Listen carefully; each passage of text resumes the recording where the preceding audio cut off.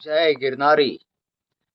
मित्रांनो, 1 ऑक्टोबर पासून गिरनारवर जे मंथन सुरू झालेलं आहे ते आजपर्यंत काही थांबवायचं लक्षण घेत नाही. वेगवेगळे फाटे फुटले जात आहेत. सगळ्याच गोष्टीचा विपर्यास केला जातोय. असं वाटू लागले की काही जण जाणीवपूर्वक ही सिच्युएशन क्रिएट करतायत. हे मंथन झाल्यानंतर 27 तारखेला त्या समाजकंटकांच्या विरुद्ध FIR दाखल केला गेला. 28 तारखेला आम्ही सर्वजण गिरनारवर होतो पौर्णिमेनिमित्त. तर महंतांनी आम्हाला आदेश दिला की त्या ठिकाणी आपण मीटिंग घ्यायची आहे आणि आम्ही त्या मीटिंगमध्ये हजर होतो. मला गुजराती बोलता येत नाही, पण मी चांगल्या प्रकारे समजू शकतो, कारण लहानपणापासून मी गुजराती जैन समाजाबरोबर माझे संबंध आलेले आहेत.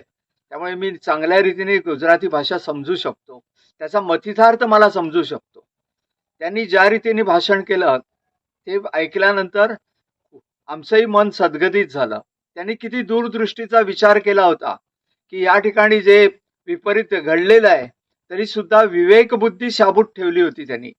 त्यांनी आपल्या सर्व संतांना सांगितलं, साधूंना सांगितलं की बाबा ही मंडळी आलेली आहे, त्यांनी धुडगूस घातलाय, कबूल आहे, पण आपण जे काय करायचं ते कायदेशीर मार्गाने करायचं. त्यांना अगदी निवांत खाली उतरू द्या. त्याप्रमाणे त्यांच्या आदेशाप्रमाणे कोणी त्यांना टोकलं नाही. अगदी त्यांची सोय त्यांनी रेल्वे स्टेशनला जाईपर्यंत त्यांनी हे केलं होतं की काळजी घेतली की कुठल्याही प्रकारचं अप्रिय घटना घडू नये. एवढं सर्व त्यांनी केलं तरी ते बाजूलाच राहिलं. आम्ही पाठपुरावा करत असताना कुठल्याही प्रकारे पोलीस सहकार्य करत नव्हतं. वरून त्यांच्यावर काय प्रेशर होतं काही कल्पना नाही, पण ते सहकार्य करू शकत नव्हते.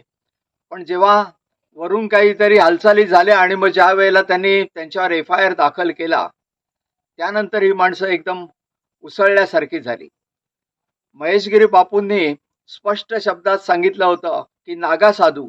आता नागा साधू म्हणजे काय? असे दशनामी नागा साधूंचे आखाडे आहेत, 6 आखाडे आहेत आणि त्यांचं आराध्य दैवत आहे दत्तात्रय, आणि दत्तात्रयांसाठी प्राणही समर्पित करण्याची त्यांची भावना असते.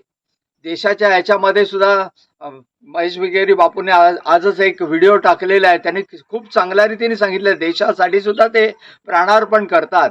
मग आपल्या आराध्य दैवतासाठी करणार नाही असं होऊच शकत नाही. त्यांच्या म्हणण्याचा अर्थच वेगळा होता की जरी तुमचं शिर छाटलं गेलं तरी तुमचं शरीर हे दत्तनाम ह्याच्यामध्ये ते गुरुशिखरापर्यंत जाईल, एवढी त्यांची उदात्त दत्तभक्ती आहे. पण त्याचा विपर्यास केला गेला. म्हणजे एक नागासाधू म्हणे सगळ्यांचे शिर कलम करणार आणि हे महंत असे बोलतायत तसं बोलतायत, त्यांच्याबद्दल वाटेल ते छापून येऊ लागलं. वेगवेगळ्या त्यांचे चॅनल्स, महालक्ष्मी चॅनल, दुसरे कुठले चॅनल्स आहेत, प्रसारित करू लागले आणि त्याच्यामधून ते असे यांची बदनामी करू लागले महंत महेशगिरी बापूंची. ते सुद्धा एका सर्वश्रेष्ठ अशा दत्तस्थानाचे महंत आहेत. त्यांचा आदर ठेवणं तुम्हालाही तेवढंच गरजेचं आहे, पण तिथे कुठेही त्यांची विनयशीलता दिसली नाही. त्या अगदी अशा रीतीने जणू काय एखाद्या गुंडाबद्दल बोलतोय अशा पद्धतीने ते महंतांबद्दल बोलत होते. आपल्या गुरुचा अवमान हे कुठलंही दत्तभक्त सहन करू शकणार नाही. तरी सुद्धा त्यांनी केलेल्या आवाहनामुळे सर्व दत्तभक्त शांत राहिले. स्वतःवर विवेकाचं अंकुश ठेवलेला होता प्रत्येकाने.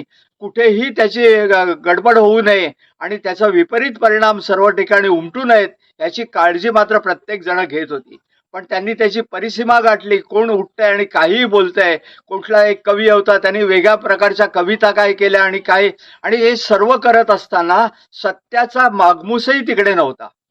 या ठिकाणी त्यांनी बोललेलं एक होतं आणि त्याचा विपर्यास केला गेला. त्यांच्यातलेच एक म्हणून उठले की अहिंसेसाठी हिंसा असले प्रकार, म्हणजे ते प्रत्येक त्यांच्या जैन साधकांना उकसवण्याचा प्रयत्न करत होते.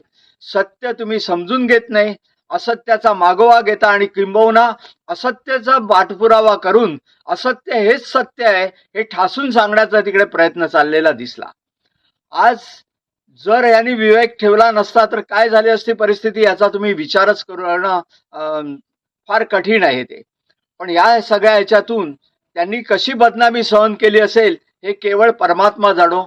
आणि या ठिकाणी मला खरोखरीच महंत महेशगिरी बापूंचं कौतुक वाटतं, कारण त्यांनी संयम आणि विवेकाची त्या ठिकाणी प्रचिती आपल्याला सर्वांना दिली. ती एक शिकवण आहे गुरु म्हणून आपल्याला. कारण एवढी संकट आली, एवढे वाटेल तसे बदनामी होत होते, पण ते शांत होते. आणि ही विवेक बुद्धी ही सनातनची शिकवण आहे. कारण सनातन धर्म, हिंदू धर्म ह्याचा जर तुम्ही पहिला पाया हा विवेकावर आधारित आहे. म्हणून सनातन हे एवढं प्राचीन धर्म आहे की आपण आता त्यांचे मुनी म्हणतात आमचा जैन धर्म हाच सर्वश्रेष्ठ आहे. पण सनातन ही अनादी कालापासून आहे आणि त्याचा रचयिता आहे, ज्याची निर्मिती केली आहे सनातन धर्माची, ते ईश्वरच आहेत. आणि बाकीचे धर्म हे धर्मही म्हणता येणार नाही, कारण ते व्यक्तिप्रणीत असे हे धर्म आहेत. मग ते पंथच म्हटले पाहिजेत.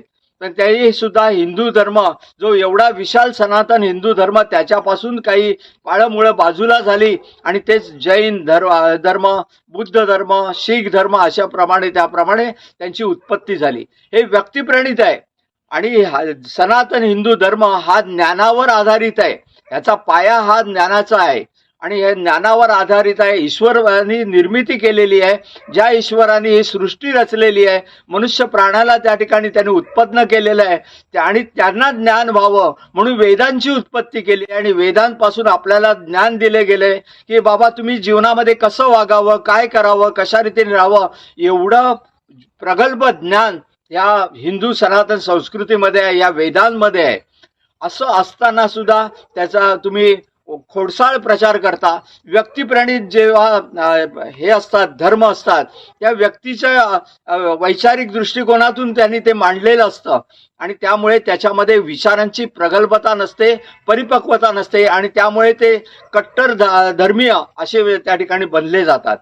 दुर्दैवाने आम्ही तुम्हाला सगळ्यांना एकच समजतो, पण तुम्ही दुर्दैवाने आम्हाला वेगळं समजता. आणि तुमच्या जैन धर्मांचे तिकडे राणक महालाच्या इकडे, राणक देवीच्या महालाच्या इकडे आपल्या हिंदू लोकांना तिकडे आज जायला मज्जाव करता. मात्र तुम्ही म्हणता की आम्ही इकडे वरती येणार. महेशगिरी बापूंनी आज जो व्हिडिओ टाकलेला आहे, खरोखरीच त्यांना आम्ही सर्व दत्तभक्त धन्यवाद देतो. कारण एवढ्या चांगल्या रीतीने त्यांनी तो प्रसारित केलेलं आहे. सर्व पॉइंट्स त्या ठिकाणी मांडलेले आहे, कुठेही काही निग्लेक्ट केलेलं नाही. आणि त्यांनी त्या ठिकाणी खुलं चॅलेंजही दिलंय तुम्हाला की जर तुमच्यामध्ये खरोखरीच आहेत तुमच्याकडे पेपर्स तर घेऊन या, आम्ही तिकडे बसतो. एवढं ओपनली चॅलेंज देऊन जर तुम्ही पुढे आला नाही तर याचाच अर्थ समजून घ्या की तुमच्याकडे जर काही नसेल तर कृपा करून हे वादविवाद वाढवू नका आणि त्यांची बदनामी करणं टाळा. कारण जर तुम्ही म्हणतात आम्ही जैन धर्मीय आहोत, तुमचे मुनी जैन धर्मीय आहेत, मग तुम्ही सत्याचा पाठपुरावा केला पाहिजे. कारण जैन धर्मामध्ये सत्य, अहिंसा हे सर्व त्याच्यामध्ये आहे आणि तरी सुद्धा तुम्ही त्याच्या विपरीत तुमचं वर्तन झालेलं आहे. तुमचा अहंकार ओतप्रोत वाढलेला दिसतोय तुमच्या भाषणामध्ये. प्रत्येक संत ज्या रीतीने बोलतायत त्यांची भाषाच आहे ती अहिंसेची भाषा आहे, सोडून त्यांनी हिंसेची भाषेचा प्रादुर्भाव केलेला दिसतोय. कारणं दुसरी सांगितली जातात, दुसऱ्यावरच्या खांद्यावर बंदूक ठेवून जाळली जाते. पण त्या ठिकाणी खऱ्या रीतीने जर अहिंसेवादी असाल तर हा मार्ग तुमच्यासाठी उचित नाही आहे आणि मुनींच्या तोंडी तर तो अजिबात शोभा देत नाही आहे. आणि तुम्ही जो प्रत्येक ठिकाणी बोलतात नोट आणि व्होट याच्या बळावर आम्ही काही करू शकतो, हाही एक अहंकार आहे. आणि हा अहंकार जोपर्यंत तुम्ही त्याग करत नाही तोपर्यंत या जीवनामध्ये काही साध्य होऊ शकत नाही. बऱ्याच जणांचा हा खोडसाळ प्रचार चालू आहे की फक्त जैन धर्मामध्ये मोक्ष मिळतो. मित्रांनो, जैन धर्म आणि मोक्ष याचा काही संबंध नाही. मोक्ष हा कशाशी निगडीत आहे तर हा तुमच्या कर्माशी निगडीत आहे. मोहाचा क्षय होतो त्या ठिकाणी मोक्ष होतो. आणि ज्या ठिकाणी तुमचा कर्मचा छेद होईल, सर्व कर्म चांगलं कर्म होईल, त्या क्षणी तुम्हाला मोक्ष मिळतो. मग तो तुम्ही हिंदू असा, शीख असा, जैन असा, इव्हन तुम्ही कॅथलिक असा किंवा मॉमेडियन असा, जर तुमचं कर्म चांगलं असेल तरच तुम्ही ईश्वराच्या जवळ जायला पात्र ठरता, अन्यथा तुम्ही पात्र ठरू शकत नाही. तेव्हा कृपा करून एक खोडसाळ प्रचार सोडा. एका जैनाने तर आम्हाला एक सांगितलं की जैन धर्मापासून हिंदू धर्म निर्माण झालेला आहे. दुसऱ्या एकाने सांगितलं तुमचे कृष्ण भगवान ते आता पाताळात आहे, इतकी वर्ष ते पाताळात राहणार, त्याच्यानंतर येणार. जणू काय यांचे मुली तिकडे पाताळात कृष्ण भगवंताला पाहायला गेले. आमचे कृष्ण भगवान ज्यांनी आपल्या अर्जुनाला आपलं विराट रूप दर्शन दिलेलं आहे आणि ते दर्शन दिल्यानंतर अर्जुनाचे डोळे दिपून गेले त्याला ते पाहणं अशक्य झालेलं आहे. आणि अशा वेळेला त्यांनी डोळे मिटले आणि म्हणतोय, भगवंता मला तर काही दिसत नाही. आणि जेव्हा कृष्ण भगवंतानी त्यांना दृष्टी दिली त्यावेळेला ते विराट रूप दर्शन त्यांना घडलेलं आहे. एवढं विशाल आणि विष्णू स्वरूप असलेला हा कृष्ण, ज्याला आम्ही अनंत म्हणतो, चराचरात तो व्यापलेला आहे. या ठिकाणी वृक्ष, लता, वेली, झाडं, पानं, फुलं, प्रत्येकाचा आत्मा सगळ्यामध्ये तो विराजमान आहे. अशा या कृष्णाला तुम्ही पाताळात झाडताय. आणि का तर तुमचा अगाध ज्ञान आहे आणि हे अगाध ज्ञान तुमच्याकडे ठेवा. चांगल्या रीतीने एकमेकांशी वागा, सामोपचाराने वागा. आज देशामध्ये जे अराजकता निर्माण झालेली आहे, ज्या सर्व ठिकाणी तुम्ही पाहिलं असेल, हिंदू आणि जैनांमध्ये वितुष्ट, हिंदू आणि शिखांमध्ये वितुष्ट, हिंदू आणि बुद्धांमध्ये वितुष्ट. हे कशाचं द्योतक आहे? ज्या वेळेला यवनांनी आपल्या भारतावर हल्ला केला आणि त्यावेळेला जर आपण सर्व हिंदू एकत्र असतो तर त्या यवनांची हिंमतच नव्हती की हिंदुस्थानामध्ये पाऊल ठेवण्याची. पण दुर्दैवाने आपण एकमेकाचा द्वेष मत्सर करीत राहिलो आणि त्यांचं फावलं आणि त्यांनी आपल्यावर आक्रमण करून राज्य केलं. त्याच्यानंतर इंग्रज आले, त्यांनी राज्य केलं. आपण पारतंत्र्यामध्ये निघालोय, पण अजूनही आपली मानसिकता काही बदललेली नाही. अजूनही आपण आपापसामध्ये जात पात धर्म हे करत बसलोय. देश आज कुठे चाललेला आहे? आज काही असो, मी कुठल्याही पार्टीचा नाही हे मी प्रथम सांगू इच्छितो. मी फक्त एक दत्तभक्त आहे. पण देश ज्या रीतीने चांगलं प्रगती करतोय, आज चंद्रावर आपला देश पोहोचलेला आहे. प्रत्येक देशभक्ताला अभिमान वाटावा असं हे प्रगती आपल्या देशाची होते. अशा वेळेला अराजकता पसरवून आणि अशा वेळेला आपण विध्वंसक शक्तींना मदत करतोय, कुठेतरी देशाच्या वर हे अरिष्ट ओढवून आणतोय आपण. याचा कुठेतरी विचार प्रत्येकाने केला पाहिजे. शांत चित्ताने तुम्ही विचार करा. आज आपला धर्म राहिला, आपली संस्कृती राहिली, तर जर देश राहिला तरच ही टिकून राहणार आहे. आता या ठिकाणी आपण फक्त मंदिरासाठी भांडत राहिलोय, पण या ठिकाणी जर पुन्हा आपल्या या भांडणामुळे पारतंत्र्य आलं तर ही मंदिरही राहणार नाही, तिकडे जमीनदोस्त केली जातील आणि खंडर बनल्याशिवाय राहणार नाही. याचा विचार प्रत्येकाने केला पाहिजे. एक देशभक्त म्हणून जाती धर्म यांना बाजूला सारून आपण एक देशभक्त म्हणून या ठिकाणी उभं राहिलं पाहिजे.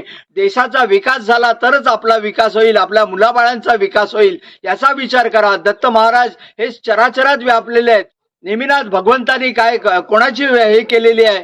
त्यांना मोक्ष काय असा सहजासहजी मिळालेला आहे का? त्यांनी कोणाची आराधना केली, कोणाची उपासना केली, कोणाची तरी केली असेल, ती साधना केवढी जबरदस्त असेल ज्यामुळे ते मोक्ष स्थळापर्यंत पोहोचले.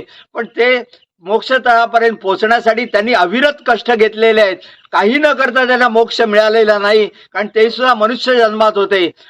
असं असताना या चराचरात व्यापलेल्या त्या त्रैमूर्तीला आपण दोष द्यायचा प्रयत्न करता, त्यांचं स्थान हिरगावून घ्यायचा प्रयत्न करता.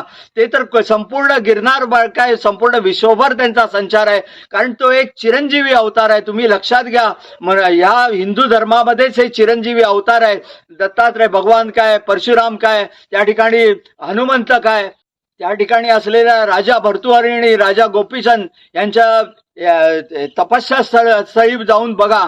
म्हणजे त्यांनाही दत्तप्रभूंनी गोरक्षनाथांच्या करवी त्या ठिकाणी साधनेला बसवलेलं होतं. असं हे जाज्वल्य स्थान त्या ठिकाणी गिरणार आहे आणि तिथून हे सर्वजण आपलं कार्य करतायत दत्तात्रयांच्या आज्ञेनुसार. आज कित्येक साधू संन्यासी त्या ठिकाणी साधना करतायत, सेवा करतायत दत्तप्रभूंसाठी. आम्ही सर्व मुलं ही सारखीच आहेत. ते क्षमाशील आहेत, ते प्रत्येकाला क्षमा करतायत. तेव्हा कृपा करून त्यांच्यामध्ये आणि नेमिनाथांमध्ये वितुष्ट आणण्याचा प्रयत्न करू नका, कारण नेमिनाथ सुद्धा आम्हाला वंद्यच आहेत. तुम्ही म्हणता महेशगिरी बापू त्या ठिकाणी येऊन आमच्या मुनींच्या पाया पडले.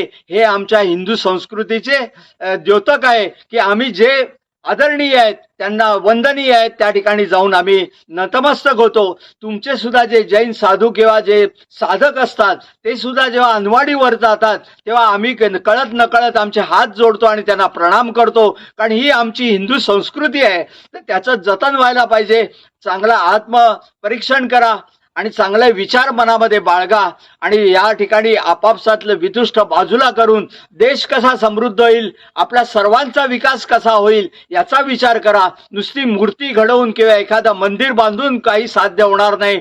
दुसऱ्याच्या अंतःकरणात असलेल्या, त्यांच्या हृदयात विराजमान असलेल्या त्या परमात्म्याला पाहायला शिका. जर तुम्ही त्याला पाहायला शिकलात तरच तुम्हाला याच्यातला खरा अर्थ कळेल आणि तुमचा मार्ग प्रगल्भ होईल. जय गिरनारी.